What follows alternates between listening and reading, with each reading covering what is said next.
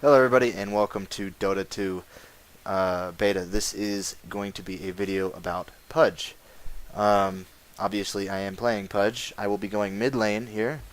The other characters we have on our team, or heroes I should say, are Omni Knight, Husker, Lone Druid, who will be jungling, and Shadow Shaman, there's Shadow Shaman right there. Yeah. This is actually my first game, or sorry, second game playing Pudge.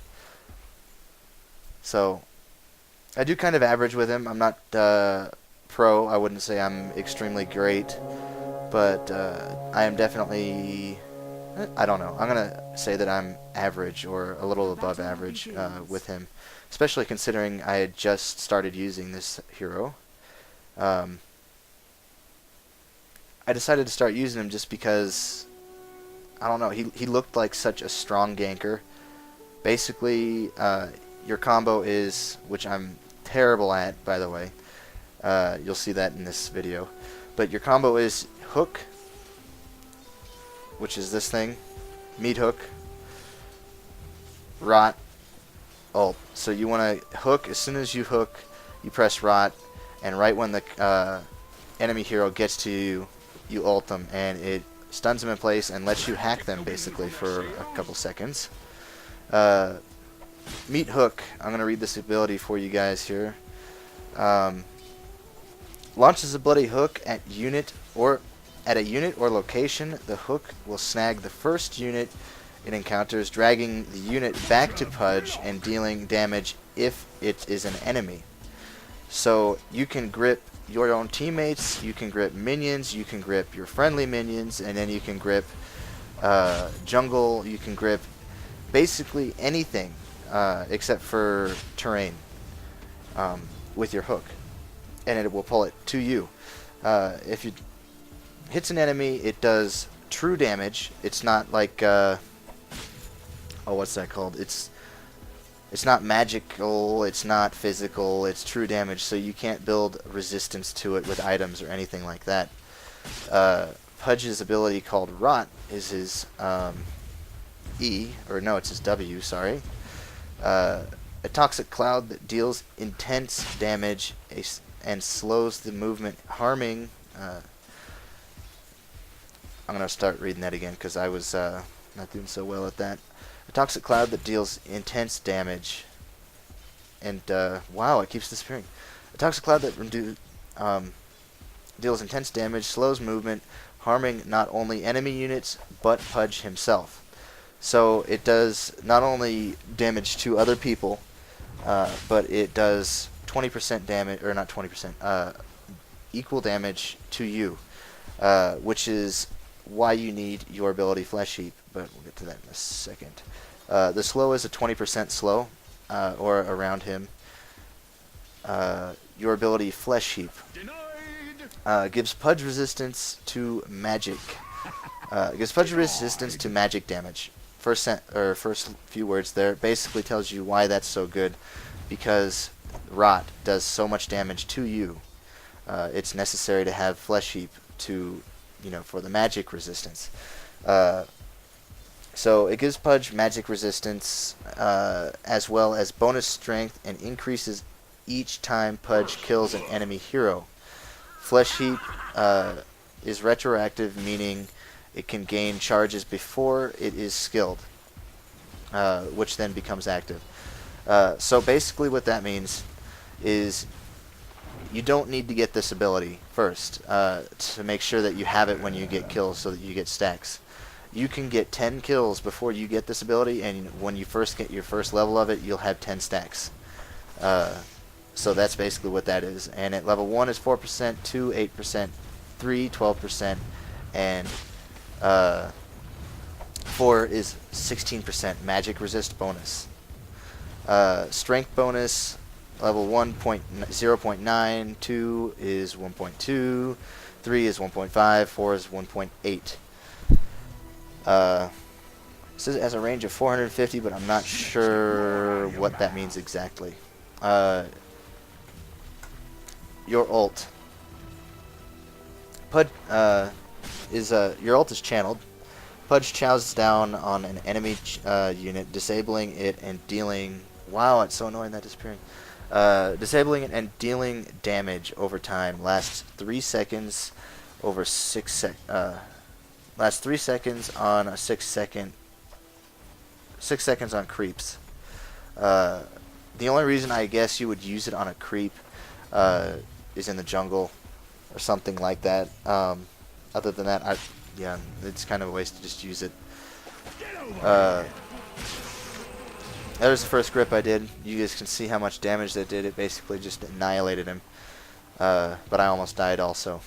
The Scepter upgradable for Dismember, which is his ult, is it adds 75% strength-based damage bonus, which is amazing because that stacks with your Flesh Heap. And it heals Pudge equal to the damage dealt by Dismember. So basically, once you get your Scepter upgradable, you can hook, rot, and ult, Dismember, and you won't lose any health. Or at least much at all, especially if you have 4 stacks in Flesh Heap and you have a bunch of Flesh Heap stacks. Or not 4 stacks, sorry, but you have 4 points in Flesh Heap and you have a bunch of Flesh Heap stacks. From what I found out through a little bit of research, what you want to do when you are getting talents as Pudge is you want to get your first point in Rot, your second point in Meat Hook, third point in Meat Hook, and then your fourth point in Rot. Then you want your third point in Meat Hook again, or no, fifth point in Meat Hook, and sixth point in Dismember. You want to get your ult whenever possible, but basically what you want to do is you max out your Meat Hook first. Whenever you can't get an ability in Meat Hook, you get your Rot, right? And then when both of these are maxed out, then you start putting points in Flesh Heap, because it's a passive and it's not too useful, especially early game when you have no kills. So it's just nothing early game. I didn't talk about it too much when I was buying them, but the items that I start with are a stack of tangos, so 3 tangos, gauntlets of strength, 2 clarity, 2 healing salves, and an iron branch. I don't know if that's a really ideal build for Pudge, but it seems to be the best way to keep him sustained the longest in the lane, because his hook uses so much mana that you need the mana potion, or the clarities, mana potions, whatever you want to call them. You absolutely have to have a couple of those. The tangos are just for random damage that you take, and healing salves are really good for your rot, because you take so much damage from it early game. It really hurts. And after a fight, you're going to need the healing salves to bring yourself back up. Basically what this does, what the item build that I have does, is it allows me to stay in lane and use my abilities whenever I have to. So I'm not just stuck in lane without mana or kind of mid-range health, kind of, hurting, trying not to die kind of thing. I believe I'm going to go for my first gank here.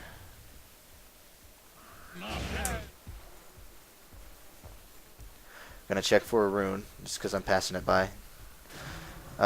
Also, I'm not sure if these are the best boots for him. I think phase boots are probably best. But what I've been getting are the mana boots, just because he uses so much mana so quickly. Now, this position here is ideal to gank with Pudge, because you can lock that person in place. He basically has no way to get out unless he kills you. So, and that there is why Pudge is such a powerful ganker. I think that was one of my best ganks this game.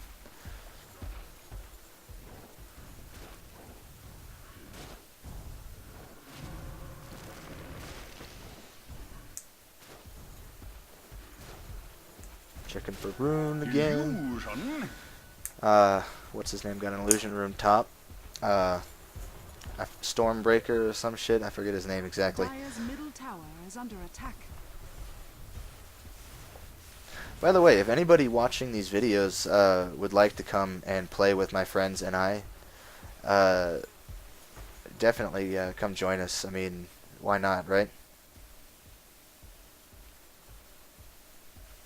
Just, I guess shoot me a PM or leave something in the comments, and yeah, just come, you'd be able to come play with us.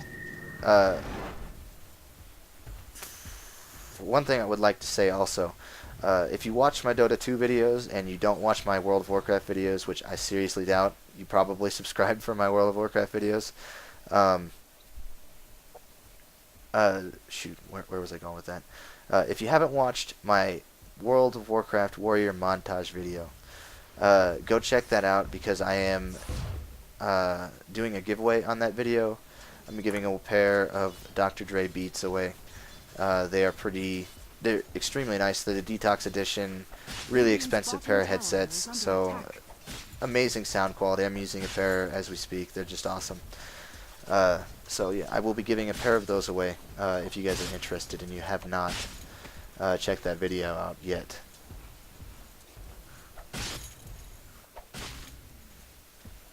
Now, something I would like to note is I am terrible at last hitting with Pudge, as you probably noticed at the beginning of the match.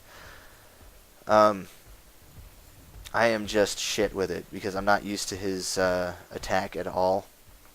Each hero in Dota has a specific attack animation and attack speed, and it makes it difficult to what's that called? To get used to each champion or hero. It's kind of hard to play multiple heroes and be good with them all, especially at last hitting, because it is so difficult. Now there, I couldn't see Sniper while he was in range, so I didn't grip him. And he's out of range here because I think he's just out of range actually. He's not really like way out of range.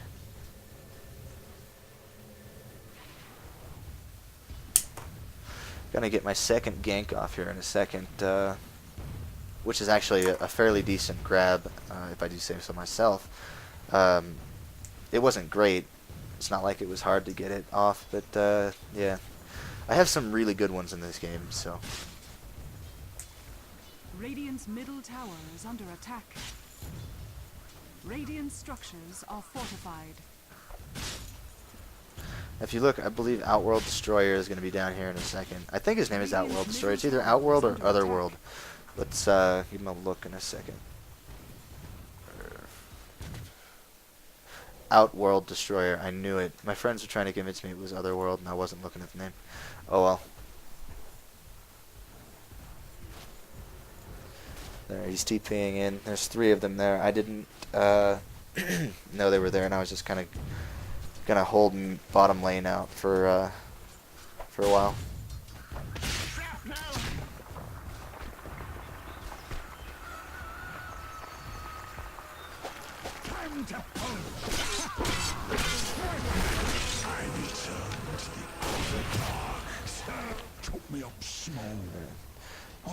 It was a decent grip. It was a nice kill. I just yeah. Just didn't end well for me. Freaking Venomancer got his poison on me and slowed me so I couldn't run away. I'd like to point out that this lone druid here is a really, really good player. So, if he ever watches this video, which he won't, there you go. You're a really good player. 3, 2, 1.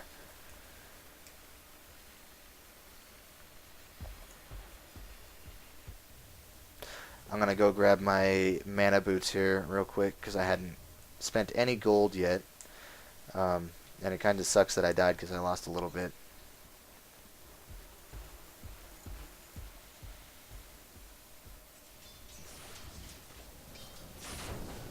Illusion!